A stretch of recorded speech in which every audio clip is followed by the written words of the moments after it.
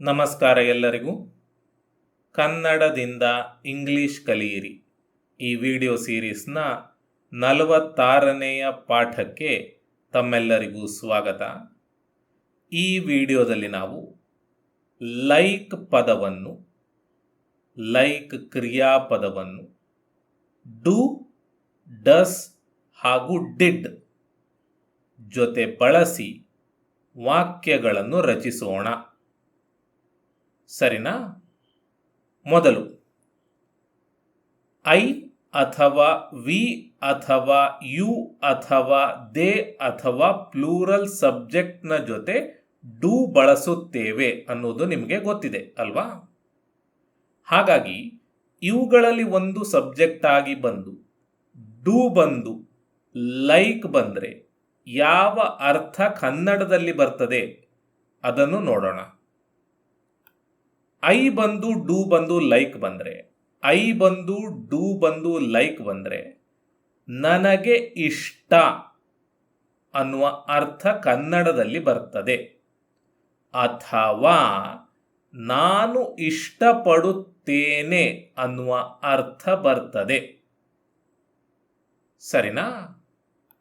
V ಬಂದು do ಬಂದು like ಬಂದರೆ ನಮಗೆ ಇಷ್ಟ ಅಥವಾ ನಾವು ಇಷ್ಟಪಡುತ್ತೇವೆ ಅನ್ನುವ ಅರ್ಥ ಬರ್ತದೆ.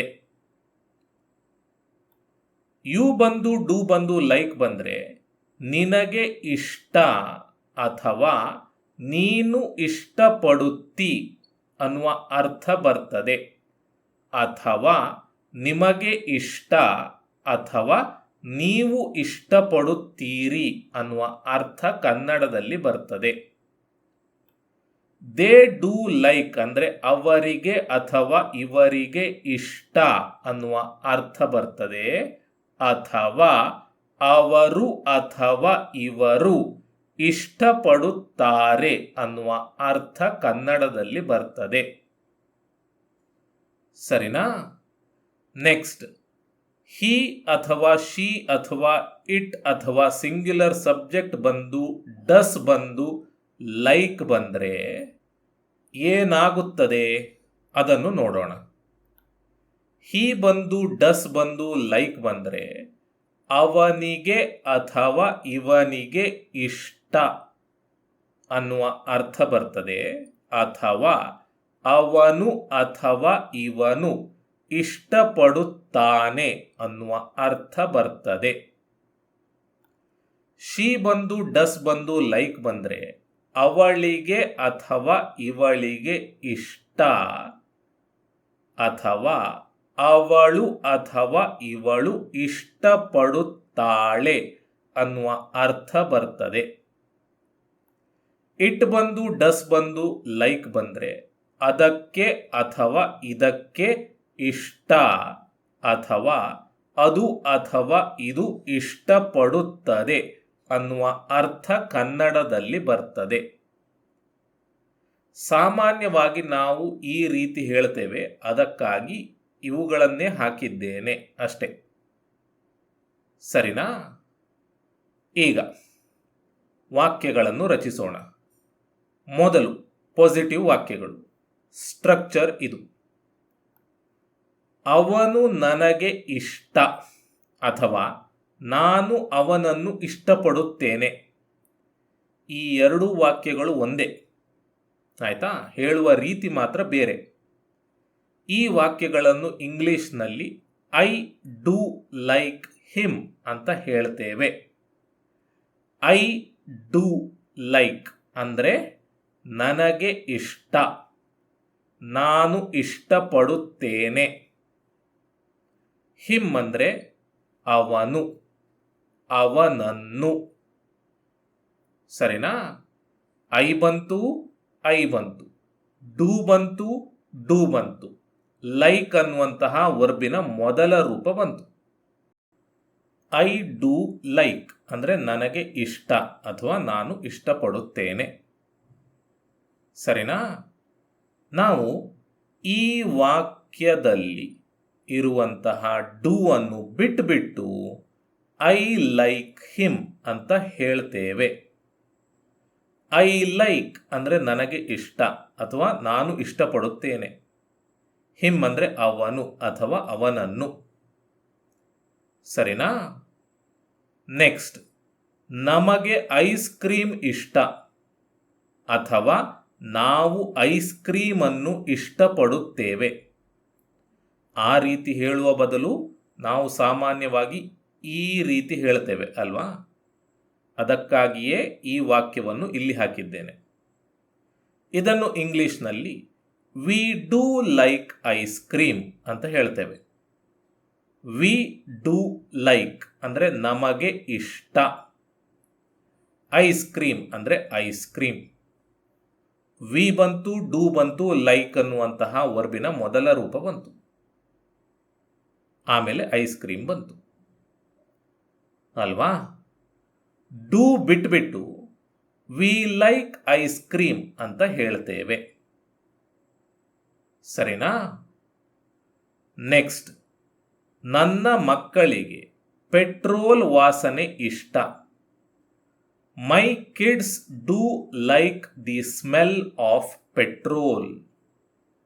ಮೈ ಕಿಡ್ಸ್ ಅಂದರೆ ನನ್ನ ಮಕ್ಕಳು, ನನ್ನ ಮಕ್ಕಳು, plural subject.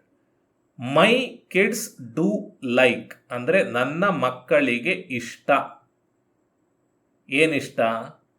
The smell of petrol, ಪೆಟ್ರೋಲಿನ ವಾಸನೆ ಅಥವಾ ಪರಿಮಳ. ಸರಿನಾ? ಡೂ ಬಿಟ್ಬಿಟ್ಟು ಮೈ kids like the smell of petrol ಅಂತ ಹೇಳ್ತೇವೆ. ಆಯ್ತಾ? ನೆಕ್ಸ್ಟ್, ಹಿ ಅಥವಾ ಶಿ ಅಥವಾ ಇಟ್ ಅಥವಾ ಸಿಂಗ್ಯುಲರ್ ಸಬ್ಜೆಕ್ಟ್ ಬಂದು ಡಸ್ ಬಂದು ಲೈಕ್ ಬರಬೇಕು, ಅಥವಾ ಹಿ ಅಥವಾ ಶಿ ಅಥವಾ ಇಟ್ ಅಥವಾ ಸಿಂಗ್ಯುಲರ್ ಸಬ್ಜೆಕ್ಟ್ ಬಂದು ಲೈಕ್ಸ್ ಬರಬೇಕು. ಲೈಕ್ ಅನ್ನುವಂಥದ್ದು ವರ್ಬಿನ ಮೊದಲ ರೂಪ, ಲೈಕ್ಸ್ ಅನ್ನುವಂಥದ್ದು ವರ್ಬಿನ ಎಸ್ ರೂಪ. ಸರಿನಾ?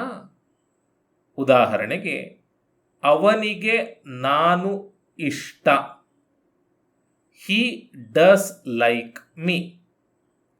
ಹಿ ಡಸ್ ಲೈಕ್ ಅಂದರೆ ಅವನಿಗೆ ಇಷ್ಟ ಅಥವಾ ಅವನು ಇಷ್ಟಪಡುತ್ತಾನೆ.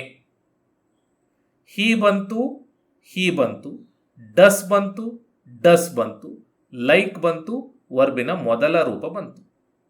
ಹಿ ಡಸ್ ಲೈಕ್ ಅಂದರೆ ಅವನಿಗೆ ಇಷ್ಟ. ಮೀ ಅಂದರೆ ನಾನು. ಆಯ್ತಾ? ಡಸ್ ಲೈಕ್ ಅಂತ ಹೇಳುವ ಬದಲು ಲೈಕ್ಸ್ ಅಂತ ಹೇಳ್ತೇವೆ. ಇದು ವರ್ಬಿನ ಎಸ್ ರೂಪ. ಹಿ ಲೈಕ್ಸ್ ಮೀ ಅಂತ ಹೇಳ್ತೇವೆ. ಹಿ ಲೈಕ್ಸ್ ಅಂದರೆ ಅವನಿಗೆ ಇಷ್ಟ. ಮೀ ಅಂದರೆ ನಾನು. ಸರಿನಾ? ನೆಕ್ಸ್ಟ್, ಅನಿತಾ ಆ ಹುಡುಗನನ್ನು ಇಷ್ಟಪಡುತ್ತಾಳೆ. Anita does like that boy. Anita does like ಅಂದರೆ ಅನಿತಾ ಇಷ್ಟಪಡುತ್ತಾಳೆ ಅಥವಾ ಅನಿತಾಗೆ ಇಷ್ಟ. ದ್ಯಾಟ್ ಬಾಯ್ ಅಂದರೆ ಆ ಹುಡುಗ. ಅನಿತಾ ಅನ್ನುವಂತಹ ಸಿಂಗ್ಯುಲರ್ ಸಬ್ಜೆಕ್ಟ್ ಬಂತು, ಡಸ್ ಬಂತು, ಲೈಕ್ ಬಂತು. ಡಸ್ ಲೈಕ್ ಹೇಳುವ ಬದಲು, ಬಳಸುವ ಬದಲು ಲೈಕ್ಸ್ ಅಂತ ಹೇಳ್ತೇವೆ, ಬಳಸುತ್ತೇವೆ.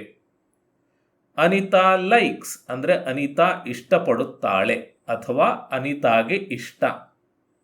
ದ್ಯಾಟ್ ಬಾಯ್ ಅಂದರೆ ಆ ಹುಡುಗ. ಸರಿನಾ? ನೆಕ್ಸ್ಟ್, ರವಿಯ ಮಗನಿಗೆ ಕ್ರಿಕೆಟ್ ಎಂದರೆ ಇಷ್ಟ. ಎಂದರೆ ಅನ್ನುವಂತಹ ಪದ ಇಲ್ಲಿ ಸುಮ್ಮನೆ ಇರುವಂಥದ್ದು. ಎಂದರೆ ಬಿಟ್ಟು ನಾವು ವಾಕ್ಯವನ್ನು ಹೇಳಬಹುದು ಅದೇ ಅರ್ಥದಲ್ಲಿ. ರವೀಸ್ ಸನ್ ಡಸ್ ಲೈಕ್ ಕ್ರಿಕೆಟ್. ರವೀಸ್ ಸನ್ ಅಂದರೆ ರವಿಯ ಮಗ. ರವೀಸ್ ಸನ್ ಡಸ್ ಲೈಕ್ ಅಂದರೆ ರವಿಯ ಮಗನಿಗೆ ಇಷ್ಟ. ಕ್ರಿಕೆಟ್ ಅಂದರೆ ಕ್ರಿಕೆಟ್. ರವೀಸ್ ಸನ್ ಅನ್ನುವಂಥದ್ದು ಸಿಂಗ್ಯುಲರ್ ಸಬ್ಜೆಕ್ಟ್. ಸಿಂಗ್ಯುಲರ್ ಸಬ್ಜೆಕ್ಟ್ ಬಂತು, ಡಸ್ ಬಂತು, ಲೈಕ್ ಬಂತು. ಡಸ್ ಲೈಕ್ ಬಿಟ್ಬಿಟ್ಟು ಲೈಕ್ಸ್ ಅಂತ ಹೇಳಬಹುದು. ರವೀಸ್ ಸನ್ ಲೈಕ್ಸ್ ಕ್ರಿಕೆಟ್ ಅಂತ ಹೇಳಬಹುದು, ಹೇಳುತ್ತೇವೆ. ಸರಿನಾ? ಸಕಾರಾತ್ಮಕ ವಾಕ್ಯಗಳನ್ನು ರಚಿಸುವಾಗ ನಾವು ಈ ಸ್ಟ್ರಕ್ಚರನ್ನೇ ಬಳಸುತ್ತೇವೆ, ಎಸ್ ರೂಪದ ಸ್ಟ್ರಕ್ಚರನ್ನು. ಇದಾದ ಮೇಲೆ ಬೇರೆ ಯಾವ ಸ್ಟ್ರಕ್ಚರ್ಗಳಲ್ಲಿಯೂ ನಾವು ಎಸ್ ಅನ್ನು ಬಳಸುವುದಿಲ್ಲ. ಅಂದರೆ ಪ್ರಶ್ನೆಗಳನ್ನು ರಚಿಸುವಾಗ, ನಕಾರಾತ್ಮಕ ವಾಕ್ಯಗಳನ್ನು ರಚಿಸುವಾಗ, ನಕಾರಾತ್ಮಕ ಪ್ರಶ್ನೆಗಳನ್ನು ರಚಿಸುವಾಗ ಎಸ್ ರೂಪವನ್ನು ಬಳಸುವುದಿಲ್ಲ. ಸರಿನಾ? ನೆಕ್ಸ್ಟ್, ಪ್ರಶ್ನೆಗಳು, ಸ್ಟ್ರಕ್ಚರ್ ಇವು. ಉದಾಹರಣೆಗಳು: ನೀವು ಚಾಕ್ಲೇಟ್ಗಳನ್ನು ಇಷ್ಟಪಡುತ್ತೀರಾ ಅಥವಾ ನಿಮಗೆ ಚಾಕ್ಲೇಟ್ ಇಷ್ಟವೇ, ಇಷ್ಟವಾ? ಪ್ರಶ್ನೆ: do you like chocolates? Do ಬಂತು, ಯು ಬಂತು, ಲೈಕ್ ಬಂತು. ಡು ಯು ಲೈಕ್ ಅಂದರೆ ನಿಮಗೆ ಇಷ್ಟವೇ ಅಥವಾ ನೀವು ಇಷ್ಟಪಡುತ್ತೀರೇ, ಇಷ್ಟಪಡುತ್ತೀರಾ? ಚಾಕ್ಲೇಟ್ಸ್ ಅಂದರೆ ಚಾಕ್ಲೇಟ್ಗಳನ್ನು. ಆಯ್ತಾ? ನಿಮ್ಮ ಸ್ನೇಹಿತರು ನನ್ನನ್ನು ಇಷ್ಟಪಡುತ್ತಾರೆಯೇ? ನಿಮ್ಮ ಸ್ನೇಹಿತರಿಗೆ ನಾನು ಇಷ್ಟವೇ? Do your friends like me? Do ಬಂತು, ಯೋರ್ ಫ್ರೆಂಡ್ಸ್ ಬಂತು, ಲೈಕ್ ಬಂತು.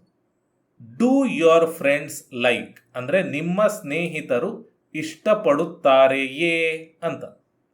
ನಿಮ್ಮ ಸ್ನೇಹಿತರಿಗೆ ಇಷ್ಟವೇ ಅಂತ. ಮೀ ಅಂದರೆ ನಾನು, ನನ್ನನ್ನು. ನೆಕ್ಸ್ಟ್, ನೀವು ಅವಳನ್ನು ಏಕೆ ಇಷ್ಟಪಡುತ್ತೀರಿ? Why do you like her? Do ಬಂತು, ಯು ಬಂತು, ಲೈಕ್ ಬಂತು. ಡು ಯು ಲೈಕ್ ಇದು ಪ್ರಶ್ನೆ. ಡು ಯು ಲೈಕ್ ಹರ್ ಇದರ ಮೊದಲು ವೈ ಹಾಕಿದ್ದೇವೆ. Why do you like her? ನೀವು ಅವಳನ್ನು ಏಕೆ ಇಷ್ಟಪಡುತ್ತೀರಿ ಅಂತ. ಸರಿನಾ? ನೆಕ್ಸ್ಟ್, ಅವನು ಈಜಲು ಇಷ್ಟಪಡುತ್ತಾನೆಯೇ? ಅವನಿಗೆ ಈಜುವುದು ಇಷ್ಟವೇ? Does he like to swim? Does ಬಂತು, ಹಿ ಬಂತು, ಲೈಕ್ ಬಂತು. ಡಸ್ ಹಿ ಲೈಕ್ ಅಂದರೆ ಅವನು ಇಷ್ಟಪಡುತ್ತಾನೆಯೇ ಅಥವಾ ಅವನಿಗೆ ಇಷ್ಟವೇ ಅಂತ. ಟು ಸ್ವಿಮ್ ಅಂದರೆ ಈಜಲು. ಈ ಹುಡುಗಿ ಹಾಡಲು ಇಷ್ಟಪಡುತ್ತಾಳೆಯೇ? ಈ ಹುಡುಗಿಗೆ ಹಾಡಲು ಇಷ್ಟವೇ? Does this girl like to Singh?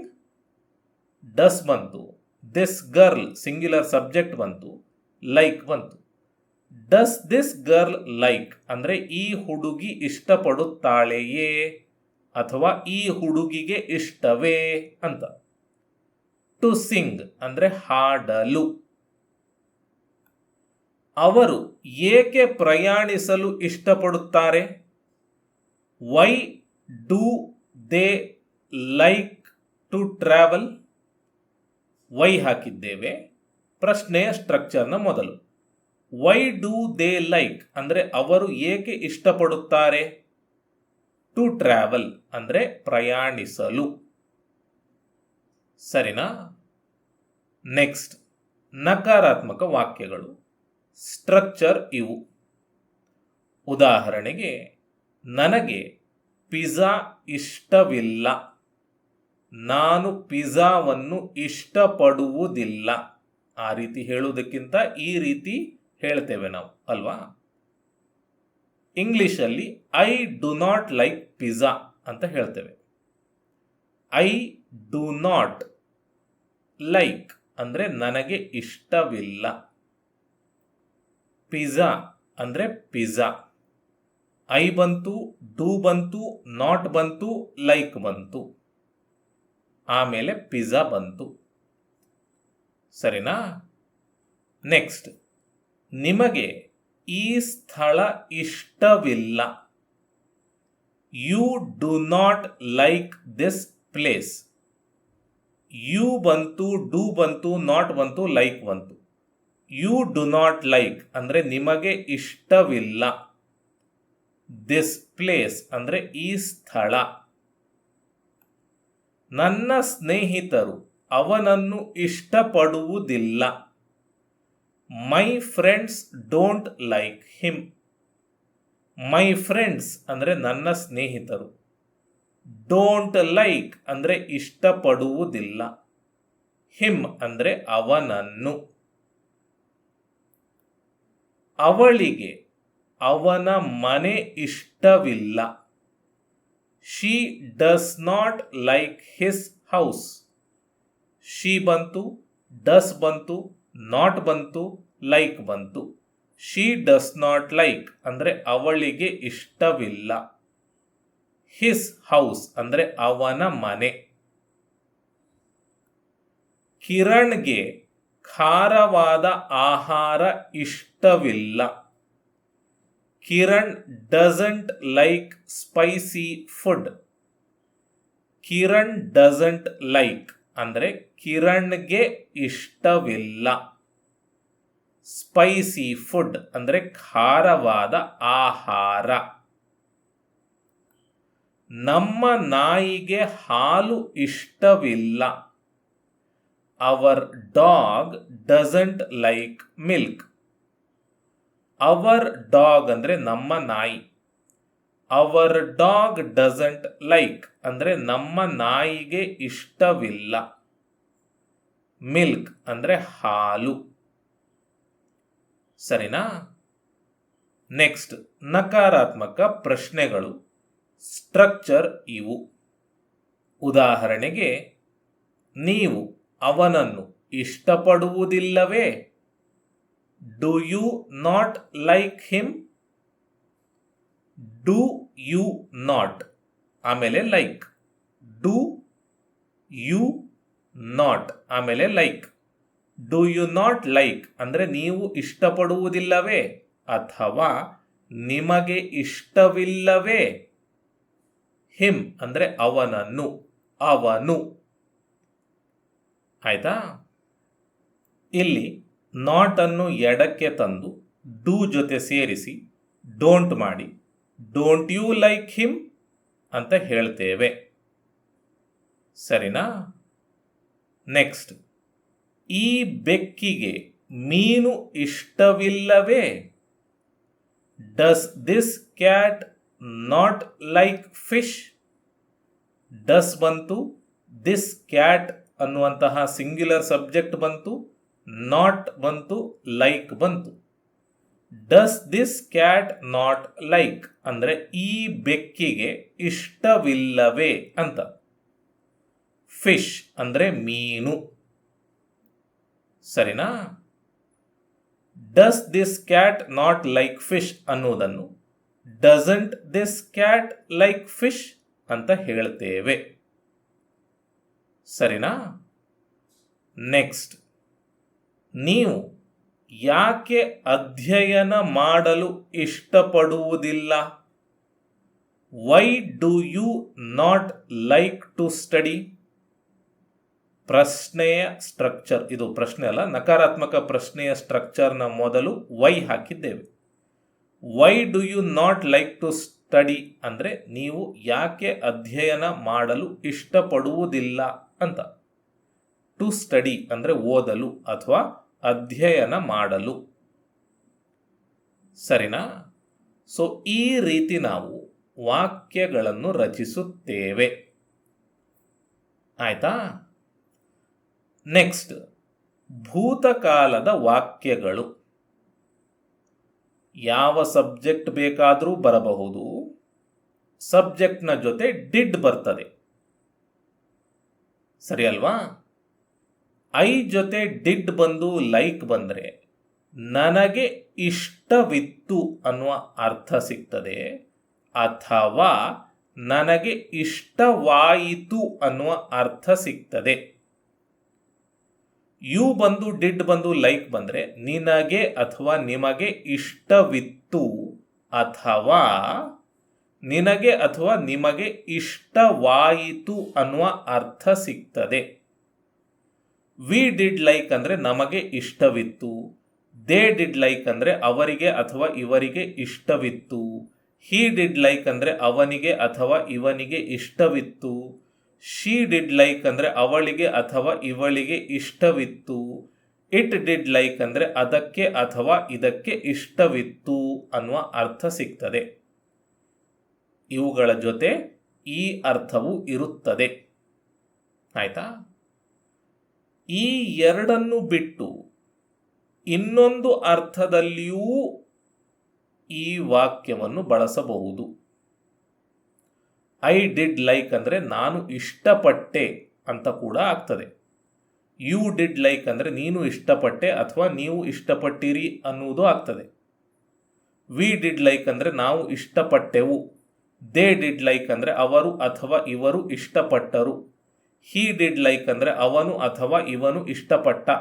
She did like ಅಂದರೆ ಅವಳು ಅಥವಾ ಇವಳು ಇಷ್ಟಪಟ್ಟಳು. ಇಟ್ ಡಿಡ್ ಲೈಕ್ ಅಂದರೆ ಅದು ಅಥವಾ ಇದು ಇಷ್ಟಪಟ್ಟಿತು ಅನ್ನುವ ಅರ್ಥ ಕೂಡ ಸಿಗ್ತದೆ. ಹಾಗಾಗಿ 3 ಅರ್ಥಗಳಲ್ಲಿ ನಾವು ಡಿಡ್ ಅನ್ನು ಬಳಸಬಹುದು. ಸರಿನಾ? ಉದಾಹರಣೆಗಳನ್ನು ನೋಡೋಣ. ಮೊದಲು ಪಾಸಿಟಿವ್ ವಾಕ್ಯಗಳು. ಸ್ಟ್ರಕ್ಚರ್ ಇದು. ಉದಾಹರಣೆಗೆ, ನಾನು ಅವನನ್ನು ಇಷ್ಟಪಟ್ಟೆ ಅಥವಾ ನನಗೆ ಅವನು ಇಷ್ಟವಿತ್ತು ಅಥವಾ ನನಗೆ ಅವನು ಇಷ್ಟವಾದನು. 3 ಅರ್ಥಗಳಲ್ಲಿ ಬಳಸಬಹುದು. ನಾನು 2 ಹಾಕಿದ್ದೇನೆ ಅಷ್ಟೇ. ಇದನ್ನು ಇಂಗ್ಲಿಷ್ನಲ್ಲಿ ಐ ಡಿಡ್ ಲೈಕ್ ಹಿಮ್ ಅಂತ ಹೇಳ್ತೇವೆ. ಐ ಬಂತು, ಸಬ್ಜೆಕ್ಟ್ ಬಂತು, ಡಿಡ್ ಬಂತು, ಡಿಡ್ ಬಂತು, ಲೈಕ್ ಬಂತು, ವರ್ಬಿನ ಮೊದಲ ರೂಪ ಬಂತು. ಐ ಡಿಡ್ ಲೈಕ್ ಅಂದರೆ ನಾನು ಇಷ್ಟಪಟ್ಟೆ ಅಥವಾ ನನಗೆ ಇಷ್ಟವಾಯಿತು, ಇಷ್ಟವಾದನು ಅಥವಾ ನನಗೆ ಇಷ್ಟವಿತ್ತು. ಹಿಮ್ ಅಂದರೆ ಅವನನ್ನು, ಅವನು. ಸರಿನಾ? ಇಲ್ಲಿ ಡಿಡ್ ಲೈಕ್ನ ಬದಲು ಲೈಕ್ಡ್ ಅನ್ನು ಬಳಸುತ್ತೇವೆ. ಲೈಕ್ಡ್ ಅನ್ನುವಂಥದ್ದು ವರ್ಬಿನ 2ನೆಯ ರೂಪ. ಐ ಸಬ್ಜೆಕ್ಟ್, ಲೈಕ್ಡ್ ವರ್ಬಿನ 2ನೆಯ ರೂಪ. ನಾವು ಸಕಾರಾತ್ಮಕ ವಾಕ್ಯಗಳಲ್ಲಿ ಇದೇ ರೂಪವನ್ನು ಬಳಸುತ್ತೇವೆ. ಸರಿನಾ? ಐ ಲೈಕ್ಡ್ ಹಿಮ್ ಅಂದರೆ ಈ 2 ಅರ್ಥಗಳು, ಇನ್ನೊಂದು ಅರ್ಥ, 3 ಅರ್ಥಗಳು ಆಗ್ತವೆ. ಸರಿನಾ? ನೆಕ್ಸ್ಟ್, ಅವರು ಗೆಲ್ಲಲು ಇಷ್ಟಪಟ್ಟರು. ಒಂದೇ ಅರ್ಥ ಬಳಸಿದ್ದೇನೆ ಇಲ್ಲಿ. ಉಳಿದ 2 ಅರ್ಥಗಳಲ್ಲಿ ನೀವು ಅರ್ಥ ಮಾಡ್ಕೊಳ್ಳಿ. ಆಯ್ತಾ? He did like to win. He ಬಂತು, ಡಿಡ್ ಬಂತು, ಲೈಕ್ ಬಂತು. ಹಿ ಡಿಡ್ ಲೈಕ್ ಅಂದರೆ ಅವರು ಇಷ್ಟಪಟ್ಟರು. ಟು ವಿನ್ ಅಂದರೆ ಗೆಲ್ಲಲು. ಡಿಡ್ ಲೈಕ್ನ ಬದಲು ಲೈಕ್ಡ್ ಬಳಸಿ ಹಿ ಲೈಕ್ಡ್ ಟು ವಿನ್ ಅಂತ ಹೇಳುತ್ತೇವೆ. ನೆಕ್ಸ್ಟ್, ವಿದ್ಯಾರ್ಥಿಗಳು ಬರೆಯಲು ಇಷ್ಟಪಟ್ಟರು. The students did like to write. The students did like ಅಂದರೆ ವಿದ್ಯಾರ್ಥಿಗಳು ಇಷ್ಟಪಟ್ಟರು. ಟು ರೈಟ್ ಅಂದರೆ ಬರೆಯಲು. The students liked to write. ಸರಿನಾ? ನೆಕ್ಸ್ಟ್, ನಕಾರಾತ್ಮಕ ವಾಕ್ಯಗಳು. ಸ್ಟ್ರಕ್ಚರ್ ಇದು. ಮೊದಲು ಸಬ್ಜೆಕ್ಟ್, ಆಮೇಲೆ ಡಿಡ್, ಆಮೇಲೆ ನಾಟ್, ಆಮೇಲೆ ಲೈಕ್. ಉದಾಹರಣೆಗೆ, ನಾನು ಅವನನ್ನು ಇಷ್ಟಪಡಲಿಲ್ಲ ಅಥವಾ ನನಗೆ ಅವನು ಇಷ್ಟವಿರಲಿಲ್ಲ ಅಥವಾ ನನಗೆ ಅವನು ಇಷ್ಟವಾಗಲಿಲ್ಲ. 3 ಅರ್ಥಗಳಲ್ಲಿ ನಾವು ಈ ಇಂಗ್ಲಿಷ್ನ ವಾಕ್ಯವನ್ನು ಬಳಸಬಹುದು. I did not like him. I subject, ಆಮೇಲೆ ಡಿಡ್, ಆಮೇಲೆ ನಾಟ್, ಆಮೇಲೆ ಲೈಕ್ ವರ್ಬಿನ ಮೊದಲ ರೂಪ. ಐ ಡಿಡ್ ನಾಟ್ ಲೈಕ್ ಅಂದರೆ ನಾನು ಇಷ್ಟಪಡಲಿಲ್ಲ, ನನಗೆ ಇಷ್ಟವಿರಲಿಲ್ಲ, ನನಗೆ ಇಷ್ಟವಾಗಲಿಲ್ಲ. ಹಿಮ್ ಅಂದರೆ ಅವನನ್ನು, ಅವನು. ಸರಿನಾ? ನೆಕ್ಸ್ಟ್, ಅವರಿಗೆ ನೃತ್ಯ ಮಾಡಲು ಇಷ್ಟವಿರಲಿಲ್ಲ. ಒಂದು ಅರ್ಥವನ್ನು ಇಲ್ಲಿ ಕೊಟ್ಟಿದ್ದೇನೆ. They did not like to dance. They did not like ಅಂದರೆ ಅವರಿಗೆ ಇಷ್ಟವಿರಲಿಲ್ಲ. ಟು ಡ್ಯಾನ್ಸ್ ಅಂದರೆ ನೃತ್ಯ ಮಾಡಲು. ಆಕೆಗೆ ಸಿನಿಮಾ ಇಷ್ಟವಾಗಲಿಲ್ಲ. She did not like the movie. She didn't like ಅಂದರೆ ಆಕೆಗೆ ಅಥವಾ ಅವಳಿಗೆ ಇಷ್ಟವಾಗಲಿಲ್ಲ. ದ ಮೂವಿ ಅಂದರೆ ಸಿನಿಮಾ.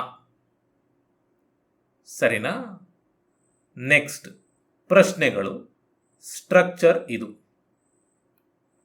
ಅವರ ಹೊಸ ಚಿತ್ರ ನಿಮಗೆ ಇಷ್ಟವಾಯಿತೇ? Did you like his new movie? Did ಬಂತು, ಸಬ್ಜೆಕ್ಟ್ ಬಂತು, ಲೈಕ್ ಬಂತು. ಡಿಡ್ ಯು ಲೈಕ್ ಅಂದರೆ ನಿಮಗೆ ಇಷ್ಟವಾಯಿತೇ? ಹಿಸ್ ಅಂದರೆ ಅವರ, ನ್ಯೂ ಅಂದರೆ ಹೊಸ, ಮೂವಿ ಅಂದರೆ ಚಿತ್ರ. ವಿದ್ಯಾರ್ಥಿಗಳಿಗೆ ಪ್ರವಾಸ ಇಷ್ಟವಾಯಿತೇ? Did the students like the trip? Did ಬಂತು, ದ ಸ್ಟೂಡೆಂಟ್ಸ್ ಸಬ್ಜೆಕ್ಟ್ ಬಂತು, ಲೈಕ್ ಬಂತು. ಡಿಡ್ ದ ಸ್ಟೂಡೆಂಟ್ಸ್ ಲೈಕ್ ಅಂದರೆ ವಿದ್ಯಾರ್ಥಿಗಳಿಗೆ ಇಷ್ಟವಾಯಿತೆ ಅಂತ. ದ ಟ್ರಿಪ್ ಅಂದರೆ ಪ್ರವಾಸ. ಹೊಸ ಯೋಜನೆ ರೈತನಿಗೆ ಏಕೆ ಇಷ್ಟವಾಯಿತು? Why did the farmer like the new scheme? ಇದು ಪ್ರಶ್ನೆಯ structure. Did the farmer like ಅಂತ. ಇದರ ಮೊದಲು ವೈ ಹಾಕಿದ್ದೇವೆ. Why did the farmer like ಅಂದರೆ ರೈತನಿಗೆ ಏಕೆ ಇಷ್ಟವಾಯಿತು ಅಂತ. ದ ನ್ಯೂ ಸ್ಕೀಮ್ ಅಂದರೆ ಹೊಸ ಯೋಜನೆ. ನಕಾರಾತ್ಮಕ ಪ್ರಶ್ನೆಗಳು. ಸ್ಟ್ರಕ್ಚರ್ ಇದು. ಅವಳಿಗೆ ಹೊಸ ಉಡುಗೆ ಇಷ್ಟವಾಗಲಿಲ್ಲವೇ? Did she not like the new dress? Did ಬಂತು, ಶಿ ಬಂತು, ನಾಟ್ ಬಂತು, ಲೈಕ್ ಬಂತು. ಡಿಡ್ ಶಿ ನಾಟ್ ಲೈಕ್ ಅಂದರೆ ಅವಳಿಗೆ ಇಷ್ಟವಾಗಲಿಲ್ಲವೇ? ದ ನ್ಯೂ ಡ್ರೆಸ್ ಅಂದರೆ ಹೊಸ ಉಡುಗೆ. ನನ್ನ ಹೊಸ ಮೊಬೈಲ್ ನಿಮಗೆ ಇಷ್ಟವಾಗಲಿಲ್ಲವೇ? Didn't you like my new mobile? Not ಅನ್ನು ಎಡಕ್ಕೆ ತಂದಿದ್ದೇವೆ ಅಷ್ಟೇ, ಡಿಡಂಟ್ ಮಾಡಿದ್ದೇವೆ. ಡಿಡಂಟ್ ಯು ಲೈಕ್ ಅಂದರೆ ನಿಮಗೆ ಇಷ್ಟವಾಗಲಿಲ್ಲವೇ? ಮೈ ನ್ಯೂ ಮೊಬೈಲ್ ಅಂದರೆ ನನ್ನ ಹೊಸ ಮೊಬೈಲ್. ಅವನಿಗೆ ಏಕೆ ಹಾಡು ಇಷ್ಟವಾಗಲಿಲ್ಲ? Why did he not like the song? ಇದು ನಕಾರಾತ್ಮಕ ಪ್ರಶ್ನೆಯ ಸ್ಟ್ರಕ್ಚರ್. ಇದರ ಮೊದಲು ವೈ ಹಾಕಿದ್ದೇವೆ. Why did he not like ಅಂದರೆ ಅವನಿಗೆ ಏಕೆ ಇಷ್ಟವಾಗಲಿಲ್ಲ? ದ ಸಾಂಗ್ ಅಂದರೆ ಹಾಡು. ಸರಿನಾ? ಸೊ ಈ ರೀತಿ ನಾವು ಭೂತಕಾಲದ ವಾಕ್ಯಗಳನ್ನು ರಚಿಸುತ್ತೇವೆ. ಆಯ್ತಾ? ಈಗ ನಿಮಗೆ ಅರ್ಥ ಆಗಿದೆ ಅಂತ ಅಂದುಕೊಂಡು ಈ ಎಕ್ಸಸೈಸ್ ಅನ್ನು ಕೊಟ್ಟಿದ್ದೇನೆ.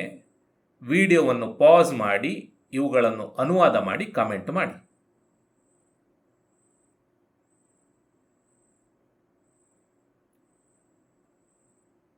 ಸರಿ, ಇವು ಉತ್ತರಗಳು. ಸರಿನಾ? ಇಲ್ಲಿಗೆ ಈ ವಿಡಿಯೋ ಮುಕ್ತಾಯ ಆಯಿತು. ನಾನು ನಿಮಗೆ ಮುಂದಿನ ವಿಡಿಯೋದಲ್ಲಿ ಸಿಗ್ತೇನೆ.